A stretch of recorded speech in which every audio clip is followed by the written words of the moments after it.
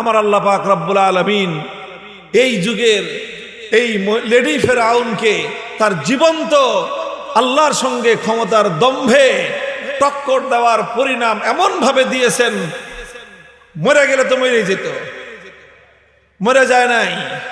আমার আল্লাহ পাক রব্বুল আলামিন ওরে জিন্দা রাখছেন এবং ধুকে ধুকে ধুকে ধুকে ক্ষমতা হারানোর জ্বালা যন্ত্রণা কতটা গভীর হয়, কত কষ্টকর হয়, পাশে বসে বসে দেখবে আর জ্বলবে, নিজেও জ্বলবে, সাঙ্গপাঙ্গরাও জ্বলবে।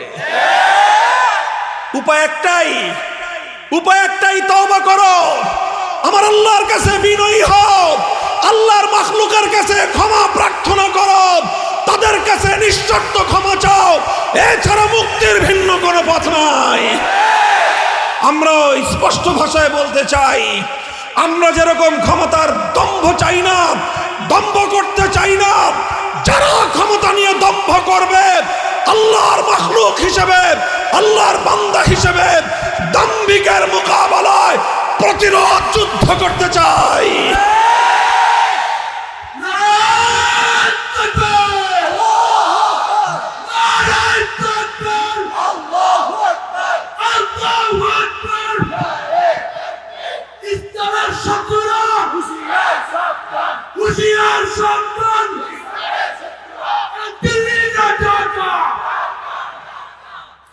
মুহতারাম হাজিরিন, এটা একটা মৌলিক কথা বললাম। এখানে একটা ইসলামের রাজনৈতিক দর্শন হিসেবে একটা কথা বলেছি, গভর্নমেন্ট অফ দ্য পিপল নয়, government of the Allah, for the people, government of the Allah for the people. সরকারের মালিক হলেন আল্লাহ, সরকার জনগণের কল্যাণে কাজ করবে, মানুষের কল্যাণ করবে, আইন হবে সেটাই যেটা আমার আল্লাহর ইচ্ছা। মুহতারাম হাজিরিন, আল্লাহ পাক রব্বুল আলামিন ইমানদারদেরকে লক্ষ্য করে বলছেন, এই আলোচনা আমি এজন্য করতেছি কারণ আমার কাছে মনে হচ্ছে, আমরা আভাস দেখতে পাচ্ছি, ইনশাআল্লাহ এই শাহজালাল শাহ মাকদুমদের এই পুণ্যভূমি 270 বছর ধরে আল্লাহর কোরআনের শাসন থেকে বঞ্চিত এই জমিন, ইনশাআল্লাহ অচিরেই এমন দিন আসছে যে সত্যিকার ইমানদাররা এখানে ক্ষমতা হোল্ড করবে, কোরআনের শাসন কায়েম হবে, ইসলামের সংবিধান বাস্তবায়ন হবে, আল্লাহর আইন অনুযায়ী এই জমিন পরিচালিত হবে। যারা বাধা দিতে আসবে লড়াই হবে তাদের সাথে, লড়াই হবে তাদের সাথে ইনশাআল্লাহ।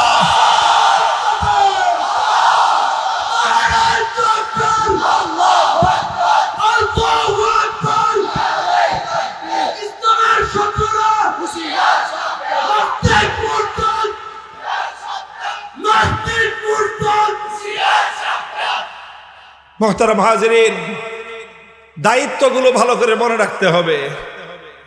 ক্ষমতা পাইলেই আল্লাহ যেইভাবে ক্ষমতা পরিচালনা করতে বলেছেন, আল্লাহর দেওয়া নীতিমালা অনুযায়ী, ইসলামের যে পলিসি, সেই পলিসি অনুযায়ী ক্ষমতা প্রয়োগ করতে হবে, ক্ষমতা ব্যবহার করতে হবে, ক্ষমতার দ্বারা জনতার কল্যাণ করতে হবে। এই জন্য আল্লাহ বলছেন, ইম্মাক্কান্নাহুম ফিল আরদি আকামুস সালাহ। 1 নম্বর কাজ হবে তাদের নামাজ কায়েম করা, 2 নম্বর কাজ হবে তাদের আতাউজ যাকাত। আকামুস সালাতা ওয়া আতাউজ যাকাত, নামাজ কায়েম করবে। নামাজ হলো মানুষের শারীরিক ইবাদত, নামাজ হলো ইসলামের 5 স্তম্ভের মধ্যে ঈমানের পরে সবচেয়ে গুরুত্বপূর্ণ স্তম্ভ। নামাজ হলো সেই ইবাদত যে ইবাদত সম্পর্কে বলা হয়েছে, as-salatu ইমাদুদ্দিন, মান আকামাহা ফাকাদ আকামাদ্দিন ওয়া মান হাদামাহা ফাকাদ হাদামাদ্দিন। নামাজ হলো ইসলামের খুঁটি।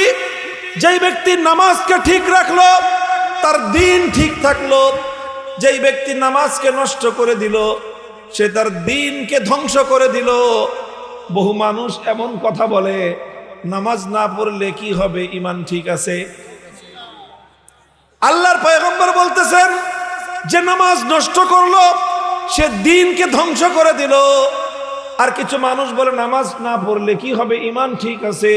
এর চেয়ে বড় মূর্খতাপূর্ণ কথা পৃথিবীতে আর কিছুই হতে পারে না। মিফতাহুল জান্নাতি সালাহ, আল্লাহর পয়গম্বর বলেছেন জান্নাতের চাবি হলো নামাজ। ও দুনিয়ার মুসলমান, কোরআনের এই আয়াত থেকে বোঝা যায় ইমানদার মুমিন মুসলমানরা যখন রাষ্ট্রের ক্ষমতা পায়, তখন রাষ্ট্র ক্ষমতা পাওয়ার পর তাদের দায়িত্ব শুধুমাত্র জাগতিক উন্নতি সাধন করা নয়, শুধুমাত্র দেশের মধ্যে উন্নয়নমূলক কাজ করাই তাদের একমাত্র দায়িত্ব নয়, বরং আল্লাহ পাক রব্বুল আলামিন যখন মুমিনদেরকে ক্ষমতা প্রদান করবেন, তখন তারা জনগণের যেমন ইহকালীন উন্নতির চিন্তা করবে, ঠিক তেমনি ভাবে মুসলিম সরকার, ইমানদার সরকার জনগণের পরকালীন উন্নতিরও তাদের চিন্তা করার জিম্মাদারি। এটা হলো মৌলিক কথাটা। এখানে আকামুস সালাহ, নামাজ কায়েম করার কথা বলা হয়েছে। ভাই, নামাজকে আমরা মনে করি এটা মনে হয় শুধুমাত্র পরকালীন বিষয়। হ্যাঁ, অবশ্যই নামাজ পরকালে জান্নাতের মুক্তির চাবিকাঠি। আল্লাহর নবী নিজেই বলেছেন জান্নাতের চাবি হলো নামাজ। তবে নামাজের মধ্যে আল্লাহ পাক রব্বুল আলামিন যেই বৈশিষ্ট্য রেখেছেন, উপকারিতা রেখেছেন, সেই উপকারিতার দিকে দেখলে বোঝা যায় যে নামাজ দ্বারা মুমিনের যেমন পরকালীন উন্নতি হয়, ইহকালেও মুমিন মুসলমানদের উন্নতির অন্যতম হাতিয়ার হলো নামাজ। এই জন্য খলিফাতুল মুসলিমিন ওমরে ফারুক রাদিয়াল্লাহু তাআলা আনহু, তিনি তার শাসনকালে তিনি যে অর্ধ জাহানটা শাসন করলেন, পৃথিবীর ইতিহাসের অন্যতম সফল রাষ্ট্রনায়ক হিসেবে পৃথিবীর ইতিহাসে তিনি স্থান করে নিলেন। পৃথিবীতে সোনার অক্ষরে লেখা সফল রাষ্ট্রনায়ক হিসেবে খলিফা ওমরের নাম এমনিতেই না।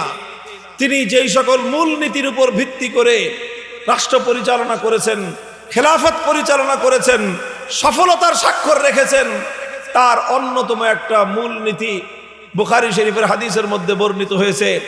খলিফা ওমর রাদিয়াল্লাহু আনহু তিনি যখন খলিফা, তিনি তার দেশের সকল গভর্নরদের কাছে, বড় বড় সরকারি কর্মকর্তাদের কাছে একটা রাষ্ট্রীয় ফরমান প্রেরণ করলেন, যার ভাষা বুখারীর হাদিসের মধ্যে বর্ণিত হয়েছে। খলিফা ওমর লিখে পাঠালেন, হে আমার রাষ্ট্রের, হে মুসলিম খেলাফতের বড় বড় গভর্নর এবং রাষ্ট্রীয় দায়িত্বশীলগণ, মনে রেখো, ইন্না আহাম্মা উমুরিকুম ইনদি আস-সালাহ ফামান হাফিজাহা ফাহুয়া লিমা সিওয়াহা আহফাজ ওয়া মান দাইয়াহা ফাহুয়া লিমা সিওয়াহা আযিয়াউ। মনে রাখবে, আমার দৃষ্টিতে মুসলমান শাসকবর্গের, রাষ্ট্রীয় আমলাদের, গভর্নরদের সবচেয়ে গুরুত্বপূর্ণ দায়িত্ব হলো যথাযথভাবে নামাজ কায়েম করা। রাষ্ট্রের যে দায়িত্বশীল যথাযথভাবে নামাজ কায়েম করবে, ফাহুয়া লিমা সিওয়াহা আহফাজু, সে রাষ্ট্রের অন্যান্য প্রতিটি দায়িত্ব পালন করার ক্ষেত্রে আরো বেশি যত্নশীল হবে। যার নামাজ ঠিক, তার দ্বারা জনগণের অধিকার আদায় হবে। যে নামাজ সুন্দরভাবে কায়েম করবে, দেশের উন্নয়নে যথাযথ ভূমিকা পালন করবে। ওয়ামান দাইয়াহা ফাহুয়া লিমা সিওয়াহা আযিয়াউ, আর যে নামাজ নষ্ট করবে, সে তাকে যেই কাজ দেওয়া হবে সেই কাজের ক্ষেত্রেই সেটাকে সে ধ্বংস করবে। যে নামাজ ধ্বংস করবে, তাকে যদি ব্রিজ কালভার্ট বানানোর দায়িত্ব দেওয়া হয়, জনগণের রাষ্ট্রের সম্পদ দিয়ে ব্রিজ বানানোর সময় রডের বদলে সে বাঁশ দিবে। তাকে যদি রাস্তা বানানোর দায়িত্ব দেওয়া হয়, রাস্তা নির্মাণ করার সময় আলকাতরা বিটুমিনের জায়গায় আলকাতরা আপনার কেরোসিন তেল ঢালবে। জনগণের সম্পদ চুরি করবে, গম বন্টন করার দায়িত্ব দিলে গম চুরি করে খাবে।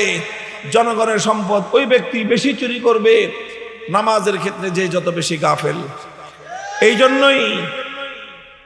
জন্যই খলিফাতুল মুসলিমিন ওমর ফারুক রাদিয়াল্লাহু তাআলা আনহু, তার রাষ্ট্র পরিচালনার অন্যতম মৌলিক নীতি এটা ছিল, তিনি এমন লোকদেরকে রাষ্ট্রের গুরুত্বপূর্ণ দায়িত্ব প্রদান করতেন যারা নামাজের প্রতি যত্নশীল, যে সুন্দরভাবে নামাজ কায়েম করে। কারণ এটা স্বাভাবিক কমন সেন্সের কথা, সাধারণ যুক্তির কথা। যেই ব্যক্তি আল্লাহকে বিশ্বাস করে, আল্লাহকে ভয় পায়, যে আল্লাহর হক আদায় করে, সে কোনোদিনও কোনোভাবেই সে পারতপক্ষে নামাজের ব্যাপারে গাফলতি করবে না। সে নামাজ সুন্দরভাবে কায়েম করবে। যে নামাজ সুন্দরভাবে কায়েম করবে, আল্লাহ পাক রব্বুল আলামিন এই নামাজের বরকতে তার কর্মক্ষমতা বৃদ্ধি করে দিবেন। নামাজের বরকতে আল্লাহ পাক তাকে সাহায্য করবেন। আল্লাহর সাহায্য প্রাপ্ত হয়ে যখন একজন কর্মকর্তা, একজন দায়িত্বশীল দায়িত্ব পালন করবে, কোনোভাবেই সে আল্লাহ রাব্বুল আলামিন যাকে সাহায্য করেন সে কোনোদিন অসম্মান হয় না, সে কোনোদিন অপমানিত হয় না। এই জন্যই নামাজকে এত গুরুত্ব দেওয়া হয়েছে ইসলামী রাষ্ট্র পরিচালনার মৌলিক নীতিমালার ক্ষেত্রে। আল্লাহ পাক কোরআনে পাকের মধ্যে এই জন্যই বলেছেন, ইন্নাস সালাতা তানহা আনিল ফাহশাই ওয়াল মুনকার, নামাজ মানুষকে অন্যায় এবং অশ্লীল কাজ থেকে বাধা দেয়। মুহতারাম হাজিরিন, আমরা এই জন্য বলতে চাই, খুব বলিষ্ঠভাবে বলতে চাই, আজ আমাদের দেশ, মুসলমানদের এই দেশ, এই দেশের সবচেয়ে বড় সমস্যা আজ অসাধু কর্মকর্তা, দুর্নীতিবাজ আমলা এবং সকল অনৈতিক রাজনৈতিক বন্দোবস্ত। দুর্নীতি, লুটপাট, চুরি চামারির কারণেই বাংলাদেশ, মুসলমানদের এই দেশ আজ উন্নতি লাভ করতে পারে না। উন্নয়নের পথে সর্বপ্রথম এবং প্রধান অন্তরা এটা। নামাজ যদি কায়েম করা হয়, রাষ্ট্রের সকল স্তরে যদি নামাজকে সুন্দরভাবে বাস্তবায়ন করা হয়, বড় বড় মন্ত্রী আমলারা যদি তাদের অফিস আদালতে নিজের দায়িত্বে নামাজ কায়েম তারা করে, আমরা দায়িত্ব নিয়ে বলতে পারি, আল্লাহর কোরআনের উপর আস্থা বিশ্বাস রেখে বলতে পারি, এই জাতি, এই সমাজ 55 বছরে যেই পর্যায়ে উন্নীত হয়েছে, আল্লাহর কোরআনের বিধানগুলো বাস্তবায়ন করলে 5 বছরে তার চেয়ে বেশি উন্নতি সাধন করবে ইনশাআল্লাহ। আলহামদুলিল্লাহ, এই জন্য নামাজকে এতটা গুরুত্ব এবং প্রায়োরিটি দেওয়া হয়েছে। রাসূল আকরাম সাল্লাল্লাহু কোরআনে কারীমের মধ্যে দ্বিতীয় দায়িত্বের কথা বলা হয়েছে, ওয়া আতাউজ যাকাত। নামাজ হলো মানুষের শারীরিক ইবাদত, আর দ্বিতীয় হলো আতাউজ যাকাত, মালি ইবাদত, অর্থ সম্পদ সংক্রান্ত ইবাদত হলো যাকাত। ইসলামের 5 স্তম্ভের তৃতীয় স্তম্ভ হলো যাকাত। ইসলামী রাষ্ট্রের দ্বিতীয় দায়িত্ব হলো যাকাত বাস্তবায়ন করা। যাকাত যদি বাস্তবায়ন করা হয়, যাকাতের যে মূল স্পিরিট সেটাকে যদি কোনো রাষ্ট্র ধারণ করতে পারে, যাকাতের যে চেতনা সেই চেতনাকে যদি কোনো জাতি ধারণ করতে পারে, আল্লাহর কসম খেয়ে বলি সেই জাতির মধ্যে কোনোদিন বৈষম্য কায়েম হতে পারে না। আজ এই যে জুলাই বিপ্লব হয়ে গেল, এই বিপ্লবের সবচেয়ে বড় আইকনিক নাম ছিল বৈষম্য বিরোধী আন্দোলন। অর্থাৎ বৈষম্যহীন একটা সমাজ চাই আমরা। হে বাংলার যুব প্রজন্ম, আমার ছাত্র ভাইয়েরা, স্কুল কলেজ ইউনিভার্সিটির ছাত্ররা, শ্রমিক জনতা, মেহনতি মানুষ, আমরা তোমাদেরকে একটা পয়গাম শোনাই। মুক্তি চাও, সুন্দর সমাজ চাও, নিজেদের এবং পরিবারের মুক্তির নিশ্চয়তার গ্যারান্টি চাও, আল কোরআনের সমাজ ব্যবস্থা বাস্তবায়ন করা ছাড়া এই গ্যারান্টি অন্য কোথাও তোমরা পাবা না। যাকাত ভিত্তিক অর্থ ব্যবস্থার মূল চেতনা কোরআনে কারীমের মধ্যে আল্লাহ পাক 2 জায়গায় বর্ণনা করেছেন। আল্লাহ কোরআনে বলেছেন এক জায়গায়, আল্লাহর নবীর হাদিসের মধ্যে বর্ণিত হয়েছে আরেক জায়গায়। কোরআনের মধ্যে ইসলামী অর্থ ব্যবস্থার মূল দৃষ্টিভঙ্গি বর্ণনা করা হয়েছে, কাইলা ইয়াকুনা দুলাতাম বাইনাল আগনিয়া মিনকুম। ইসলাম এমন একটা অর্থ ব্যবস্থা কায়েম করতে চায়, ইসলাম মুসলমানদের রাষ্ট্রের জন্য এমন একটা অর্থ ব্যবস্থা প্রদান করেছে, যেই অর্থ ব্যবস্থার মূল নীতি হলো এই যে রাষ্ট্রের সম্পদ, দেশের সম্পদ, জনগণের সম্পদ, কাইলা ইয়াকুনা দুলাতান বাইনাল আগনিয়া মিনকুম, অল্প কিছু বড়লোক এবং হাতে গোনা কিছু মানুষের কাছে কুক্ষিগত হতে পারবে না, বরং সম্পদের মধ্যে এমন একটা ব্যবস্থা অবলম্বন করতে হবে যেন সমাজের মধ্যে আসমান জমিনের সম্পদের মালিকানার ব্যবধান না থাকে, বরং সম্পদের মধ্যে একটা যেন সুন্দর সাম্যের ব্যবস্থা কায়েম হয়। এই জন্য যাকাত ব্যবস্থার মূল কথাটাই হলো এই, ধনীর সম্পদের মধ্যে গরিবের হক আছে, ধনীর সম্পদে গরিবের হক।